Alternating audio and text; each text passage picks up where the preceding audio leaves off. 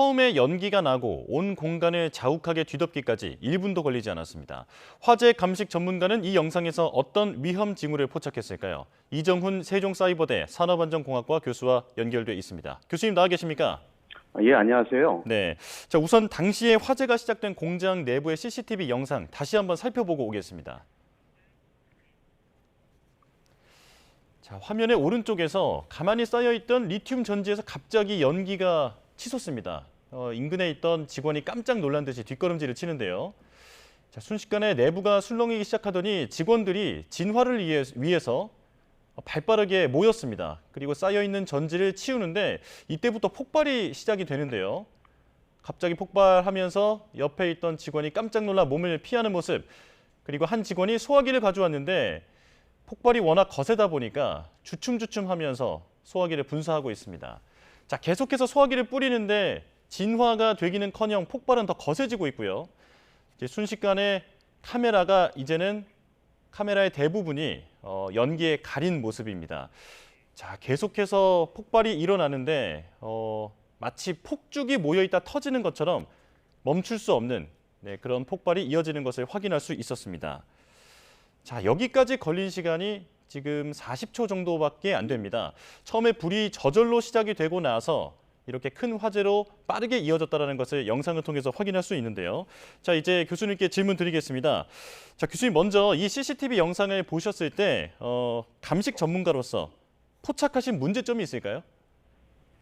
예, 여기에서 가장 중요한 것은 이 물질에 대한 이해가 가장 중요한 것 같습니다. 예. 이 물질이 리튬 염화 티오닐이란 굉장히 반응성이 크고 무서운 물질임에도 불구하고 처음에 이 공장에 이제 설치되는 건물의 이제 구조부터 시작해가지고 그다음에 물질을 갖다가 일정 수량마다 나눠서 이제 보관하는 그런 시스템도 안 돼 있었고요. 예. 또 그다음에 만약에 이제 여기에서 유독 가스가 발생하거나 이랬을 때 이거를 이제 환기시킬 수 있는 국소 배기 설비라든지 비상 배기 설비나 이런 것도 이제 없었습니다.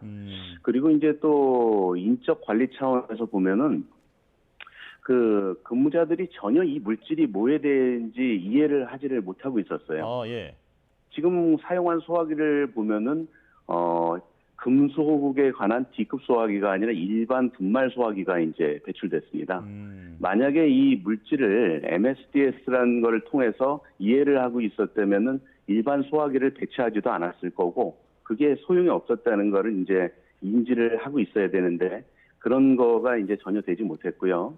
그다음에 이제 또 만약에 여기에서 근무하는 근로자들이 이 리튬이나 염화티오닐이란 물질이 만약에 이제 폭발하거나 그랬을 때 위험성이 있다는 것을 알았다면은 여기에서 이제 근무할 때 이제 보호구라든지 호흡기 보호구라든지 여러 가지 이제 보호할 수 있는 장치가 있어야 되는데 이런 것들도 이제 전혀 되지가 않았고요.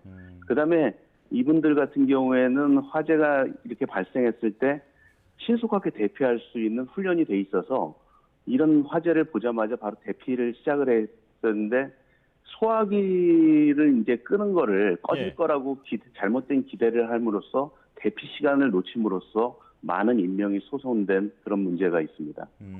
네. 전용 소화기가 아닌 일반 소화기로 애써서 계속 지금 진화를 시도하는 모습이 안타깝게 다가오는데요. 이것 때문에 오히려 대피 시간이 늦어졌다라는 지적도 해주셨습니다.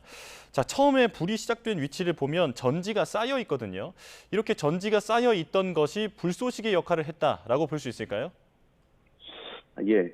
지금 배터리가 이제 열폭주라고 합니다. 이 배터리의 구성은 양극, 음극, 분리막 그리고 이제 전해액으로 이렇게 구성이 되어 있는데요.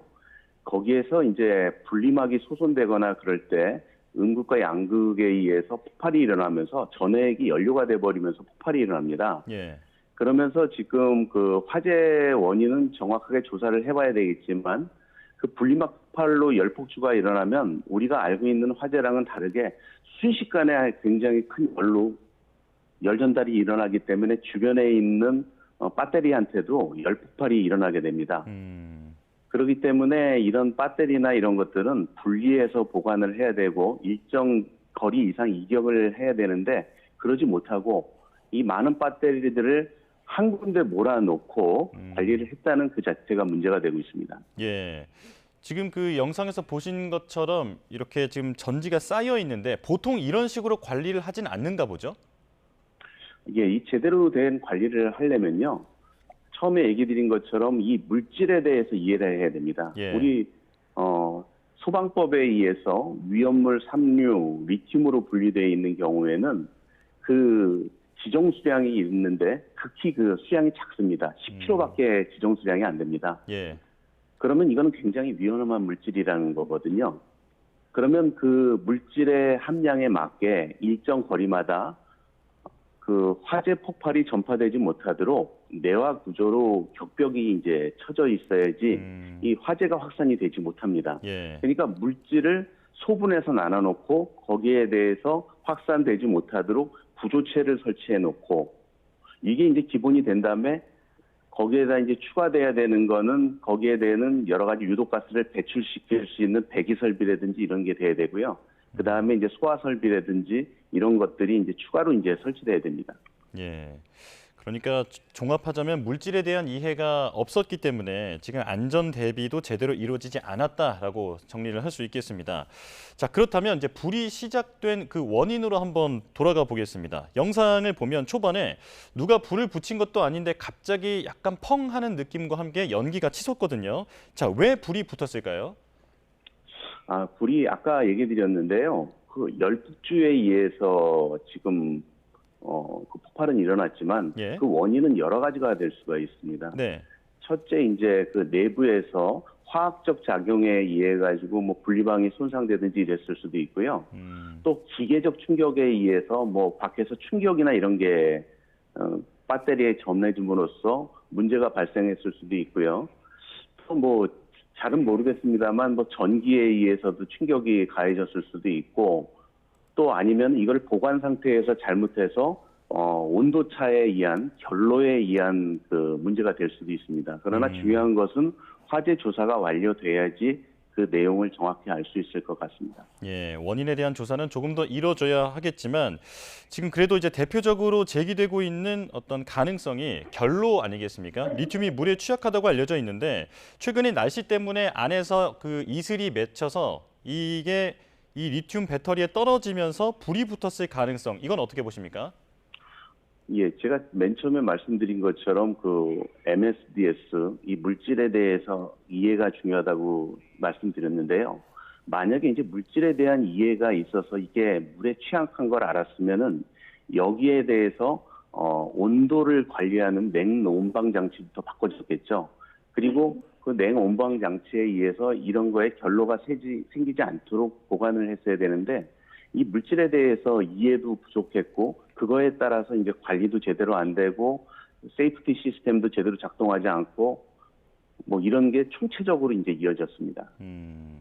네. 자, 교수님께서는 과거에 이런 그 화재 감식 경험이 많으신데요. 이번에 화재 현장에 감식반으로 만약 들어가신다면 가장 먼저 어떤 점을 살피시겠습니까?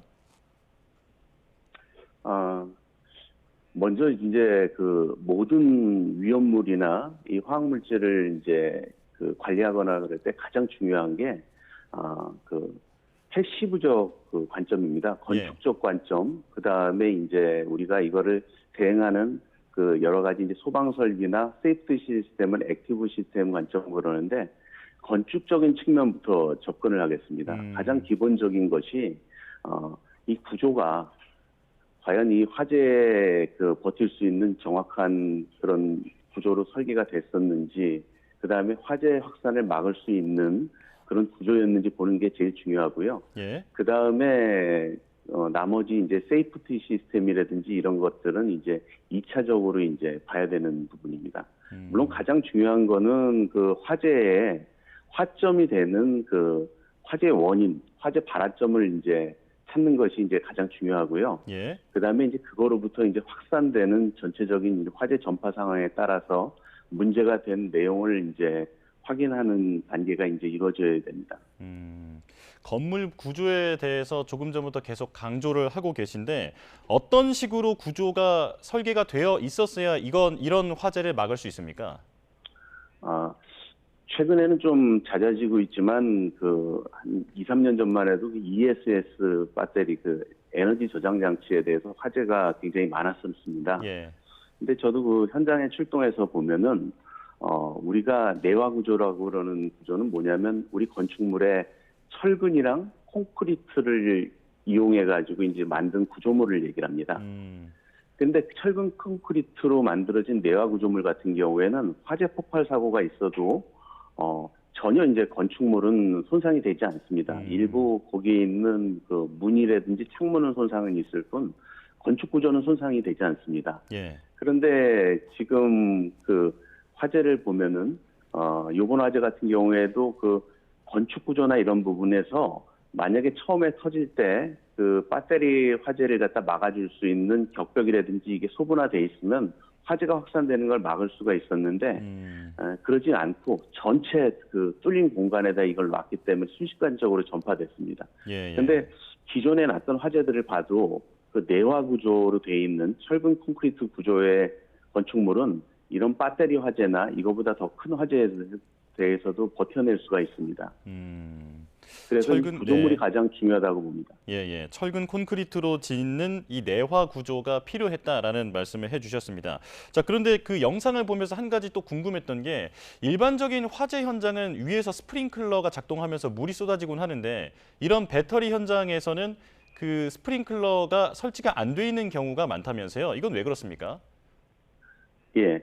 근본에 이제 요번에 화재가 난 현장 같은 경우에도 이제 금속성 물질이기 때문에 이제 스프링클러를 이제 설치를 하지 않았습니다. 근데 현재 리튬이라든지 이런 에너지 저장 장치는 솔직히 그 화재를 갖다 진압할 수 있는 물질이 정확하게 나와 있지는 않습니다.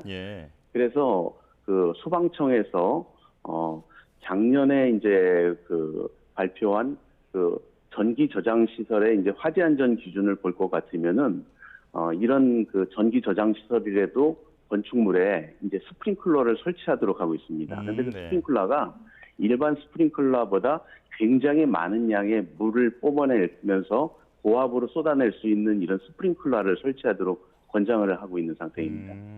예.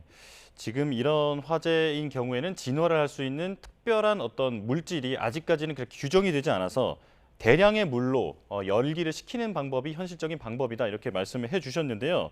자, 그런데 조금 전에 직원이 소화기를 이용해서 진화에 나서는 모습을 함께 봤습니다. 자, 그런데 불이 더 커졌단 말이죠. 이런 소화기는 전용 소화기가 따로 있는 거죠? 예, 그 소화기의 종류가 지금 국내에는 A급 소화기, B급 소화기, C급 소화기가 있습니다. A는 일반 화재, B급은 유류 화재, C급은 전기 화재, K급이라는 거는 이제 식용유 화재입니다. 근데 D급 소화기는 이제 금속 소화기인데 이쪽에는 아직 많이 개발되거나 이러지는 않았습니다. 직원이 이제 한 소화기는 일반 소화기이기 때문에 이 금속 화재에는 전혀 적응이 될 수가 없는 거죠.